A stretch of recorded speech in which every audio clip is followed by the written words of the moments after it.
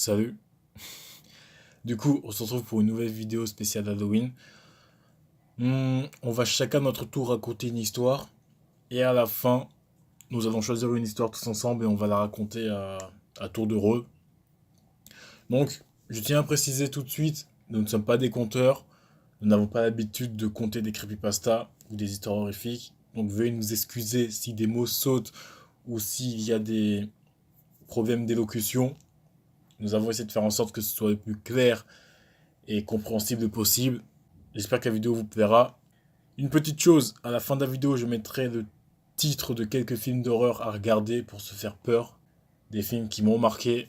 Dernière petite chose, plus tard, je ferai sûrement un classement des séries horrifiques que je préfère et que j'ai pu regarder. Donc voilà, même si Halloween se termine ce soir, l'horreur n'est pas finie sur cette chaîne. Allez, bonne vidéo.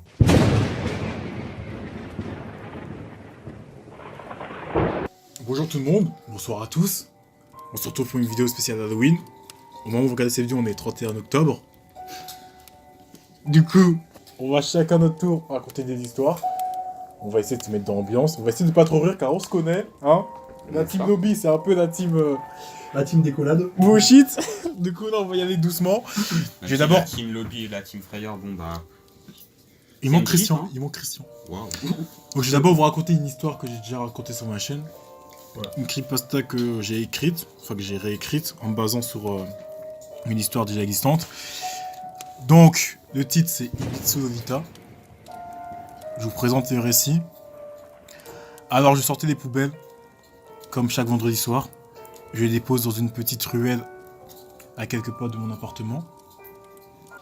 À mon arrivée, je vis cette petite fille à l'allure étrange et sordide, assise pas loin des déchets. Ses longs cheveux blancs couvraient son visage. Elle avait un style vestimentaire particulier. Je crois qu'elle était habillée en Lolita. Ne voyant personne dans les environs, je lui ai posé une simple question. Je lui ai demandé si elle était seule et si elle allait bien. Si elle était perdue ou si elle avait besoin de quelque chose. Je n'eus que le silence pour réponse. Après quelques instants qui durèrent une éternité, je décide finalement de poursuivre mon chemin et je dépose mes poubelles. Sur le retour, j'ai eu un sentiment d'anxiété. En repassant devant la jeune fille, j'entendis cette fois un chuchotement.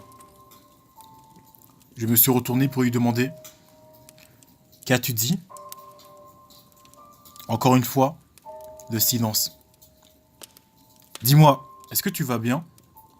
Pas de réponse. « Qu'est-ce que tu fais là ?» Toujours pas de réponse. « Où sont tes parents ?» Le silence total. Alors que je perdais l'espoir d'avoir une réponse, elle poussa un petit souffle et me dit « Je n'ai plus de parents. » Ne sachant quoi dire, je me suis contenté de lever la tête, quand j'eus une idée. « Écoute, suis-moi, ma maison n'est pas loin, j'y ai laissé mon portable, une fois là-bas on appellera la police. » Sur le trajet, la fillette elle semblait à l'aise, quand tout à coup, elle me dit d'un ton innocent « Tu es mon grand frère. » Sur le moment, je ne pensais pas que ma réponse aurait de l'importance. Si j'avais su, arrivé chez moi, on y trouva ma petite sœur. « Salut grand frère. Tiens, qui c'est elle ?» En effet, sur le moment, je me suis rendu compte que je ne lui avais pas posé la question. Comment s'appelait-elle ? Je lui posa donc la question. Une fois de plus, elle se tut dans le silence. Elle semblait nerveuse. Elle s'agrippait tellement fort à ma main que je crus la perdre. Je pris mon portable, je lui fis signe et lui dis que je reviendrais tout de suite. Je sortis de mon appartement et je laissai la petite fille avec ma sœur. L'appel a duré à peine une dizaine de minutes. Juste de quoi donner l'information et d'attendre les instructions. En ouvrant la porte, je découvris l'horreur. Le corps sans vie de ma petite sœur. Dos au sol, elle semblait avoir été éventrée. Je resta paralysé devant une image jusqu'à ce qu'une odeur venant de la cuisine m'interpelle. Je me mis donc à avancer vers celle-ci. Là, j'eus une deuxième vision d'horreur. La pièce en désordre, les placards ouverts et vidés. Sur la table étaient dressées 2 assiettes ainsi que des couverts. Au milieu de tout ça, il y avait la gothique Lolita. Elle semblait cuisiner quelque chose. Celle-ci prit une énorme cuillère que je gardais, la plongea dans la marmite, puis la ressortit avant de la tendre vers moi, me disant avec un sourire: « Tiens, grand frère, j'ai fait à manger. » C'était une petite creepypasta que j'avais écrite il y a maintenant 4 ans. Ah, damn, le temps il passe vite. Donc ouais, le temps passe vachement vite. Là, j'ai supprimé quelques parties parce que normalement il y avait un dialogue, mais bon. Personne suivante. Vas-y. Raconte-nous ton histoire. Ok, le cheat c'est Blue Baby Blue. Blue Baby Blue est une légende urbaine sur un jeu étrange auquel les jeux jouent dans les salles de bain. Si vous effectuez le rituel, ils disent qu'un enfant fantôme diabolique apparaîtra dans vos bras. Cette légende est directement liée au mythe de Bloody Mary. Pour jouer à Blue Baby Blue, vous devez vous rendre dans la salle de bain, éteindre les lumières et verrouiller la porte. Puis regardez dans le miroir, tendez les bras comme si vous berciez un bébé et répétez les mots Blue Baby, Blue Baby 13 fois sans commettre d'erreur.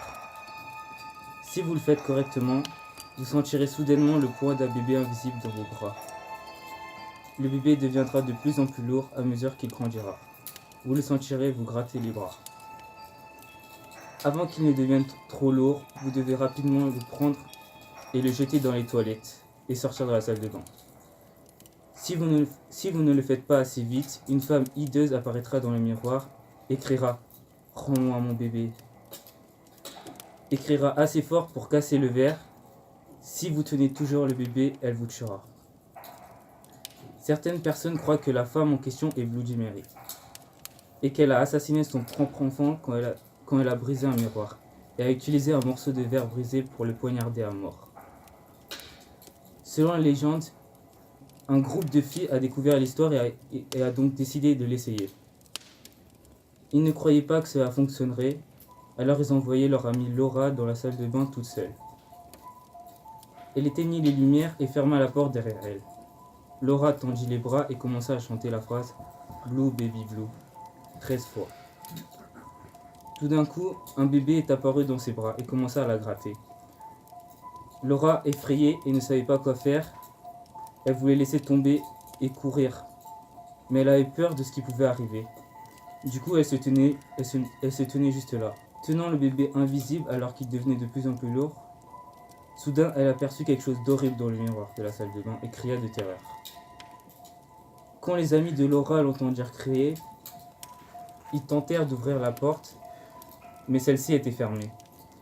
Finalement, ils ont réussi à se rendre chez des amis pour obtenir de l'aide, mais quand ils ont réussi à briser la porte, ils ont trouvé Laura allongée sur le sol de la salle de bain. Ses yeux avaient été rayés par le bébé et des bouts de verre. Il ne pouvait pas bouger son corps car quelque chose de grand et d'invisible l'a cloué au sol. Du coup voilà, ma creepypasta est finie. Venez, on en parle. Genre, attends, elle voulait récupérer son bébé alors que c'est elle qui l'a tué. Ouais. Ouais, c'est légit. Bah, des regrets, jetez jamais votre bébé des regrets pour avoir dans les tué toilettes. son bébé. Et puis 13 fois, c'est beaucoup. Hein 13 fois, c'est beaucoup. J'aurais la flemme. Ouais, Le rituel il est connu quand même, c'est vraiment très fort. Ouais. Ouais, non, mais je sais, mais genre, tu sais, pourquoi pas juste 3 fois ou 7 fois? J'ai déjà entendu 7, 13 Ouais. aussi, mais 13, c'est Voire énorme. 3. Bah, 13, t'as vu, en 13 ou 13, t'as vu. T'en as marre, wesh. 3 fois limite. Bah, tu vois, au moins, comme ça, tu vois, elle est sûre que, genre, y a pas d'erreur. Tu vois. Ouais. Parce que pour le 3 fois, tu vois, peut-être elle va se dire, ah, c'est peut-être juste un mec bègue qui l'a dit une fois, tu vois, par hasard. Tu vois. Ouais. Bloody Mary, tu vois. Alors que 13 C'est fois, même pas dit correctement. pour y aller 13 fois, quand Faut même, le faire. faut que tu y ailles à la faute de la déterre, tu vois. Ok. T'insistes hein, pour le coup. Mais Du coup, vas-y, Sam. Bon, Vas-y, on t'écoute. Précis suivant. Ouais, vas-y. Donc, celle-là, c'est The Other Watcher. Donc, la traduction qu'ils ont donnée, parce qu'ils parlent bien anglais, c'est la chambre d'hôtel.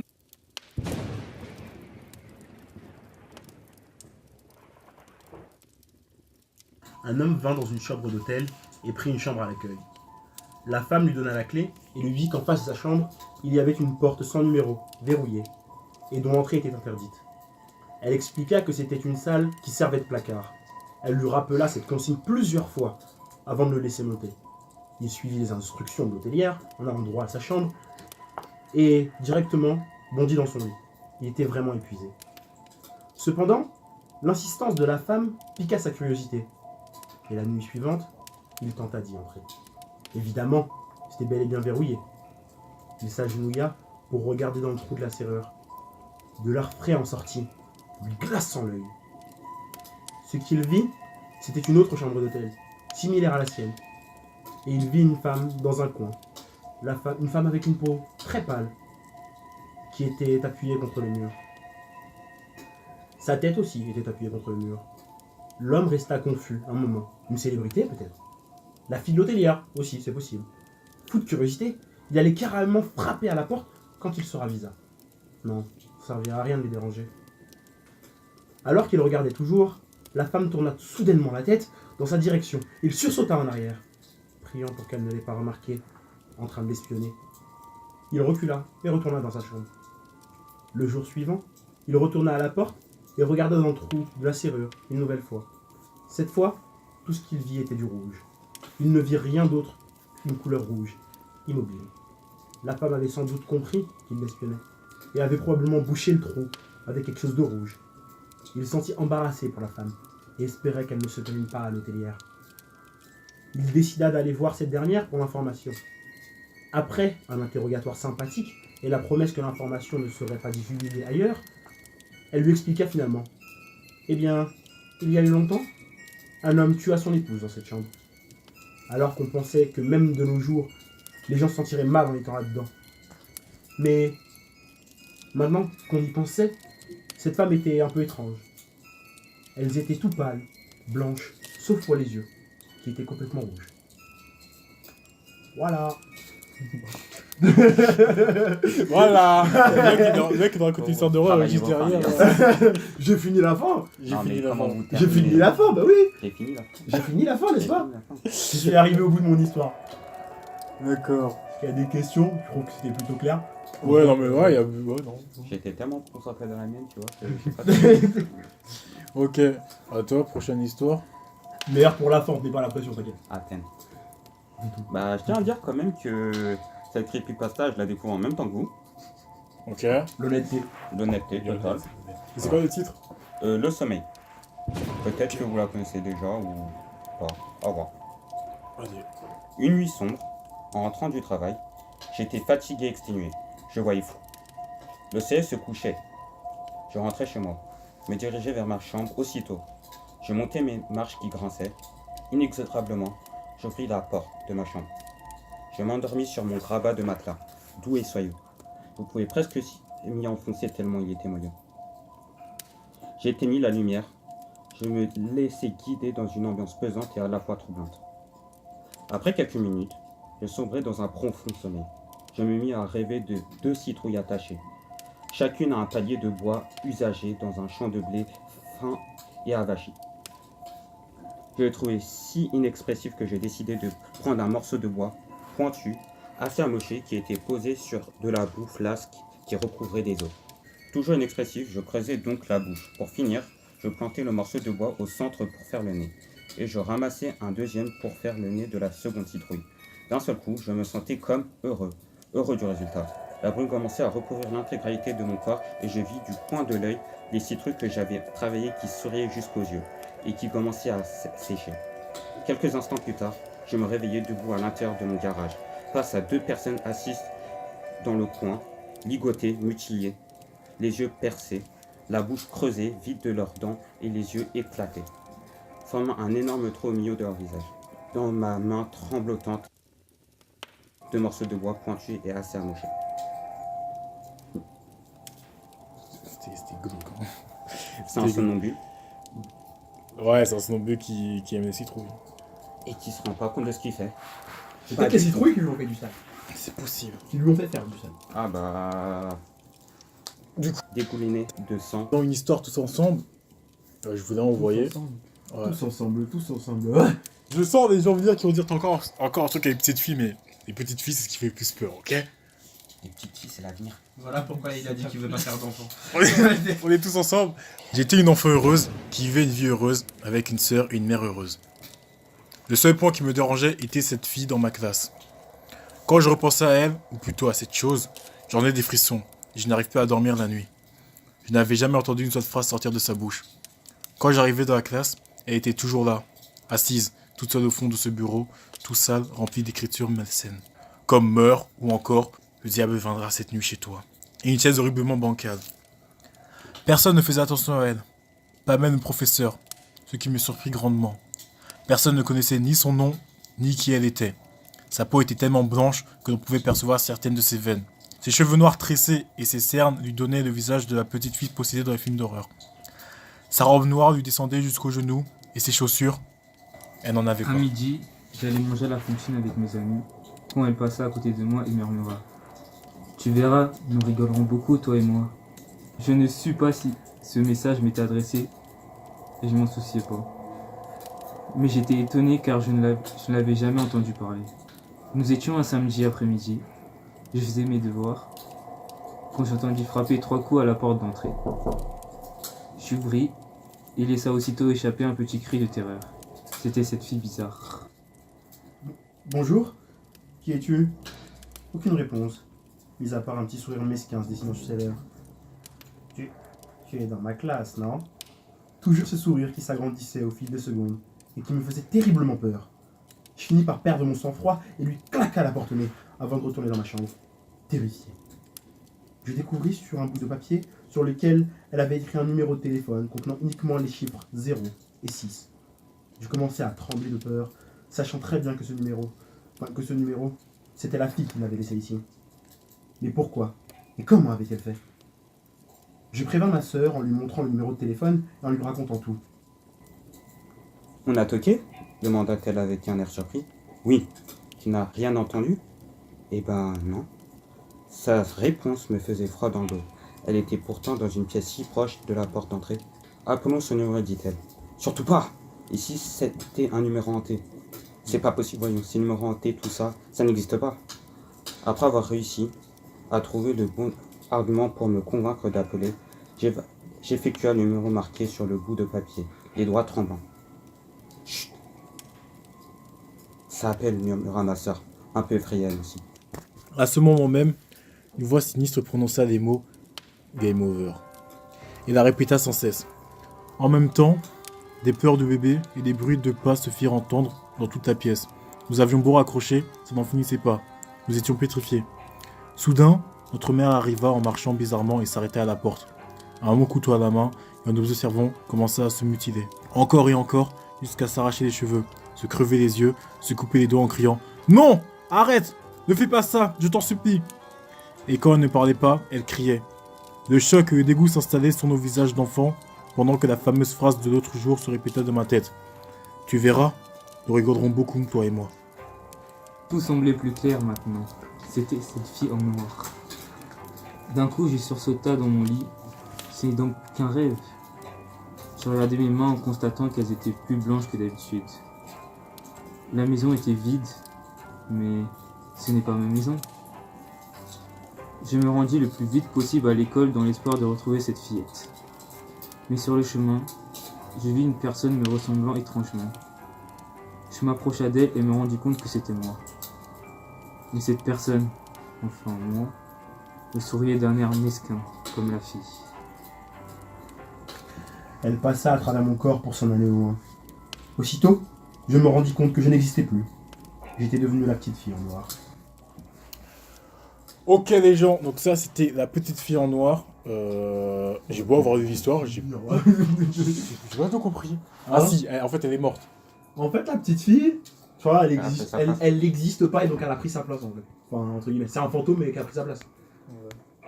Ouais, Par contre, le coup de la mère, ça n'a pas vraiment de... de sens. Ouais, je sais pas pourquoi il était là Ça en fait. aboutira à rien. Je crois Ouais, parce que genre, la mère, elle s'est mutilée devant eux. C'était Mais grave. genre, c'est Pour tout. traumatiser mes enfants, je vais me mutiler devant. Ouais, je sais pas si c'est l'histoire entière en fait, mais ouais, j'avoue, le coup de la mère, il a Parce été que si rajouté. c'était la mère qui était venue, qui l'avait plantée, tu vois, à la limite, qui avait planté la petite en question. Mais là, c'est juste, la mère, elle se mutile. Enfin, C'est t'as l'impression juste c'est de Ouais, la mère un était peu de rajoutée. violence gratuite juste pour que tu... Ouais, la mère était rajoutée pour rien. Faites vos devoirs, rouge leur frère. Du coup, les gens, c'était une vidéo spéciale Halloween. J'aurais voulu Petit- placer mon accent quand même. Petite vidéo, Vas-y, vas-y, petite vas-y. histoire. Passez une bonne soirée. Si Passez vous une avez bonne des petits fête. frères, dites-leur de pas venir faire chez moi. Je vous balancerai mon adresse en PV, ne vous inquiétez pas. Et là, tout de suite, dans la vidéo, à la fin de la vidéo, je vous mettrai le nom de quelques films que vous pouvez regarder pour Halloween. Des films intéressants qui vous feront passer une nuit effrayante. Et Allez, vous pouvez aussi regarder son top sur les films d'Halloween. Enfin, sur les films qui font peur. portez-vous. Ils sont grave bien. Je garantis qualité. Ouais. C'était À grave bien la son top. prochaine. Au revoir les gens.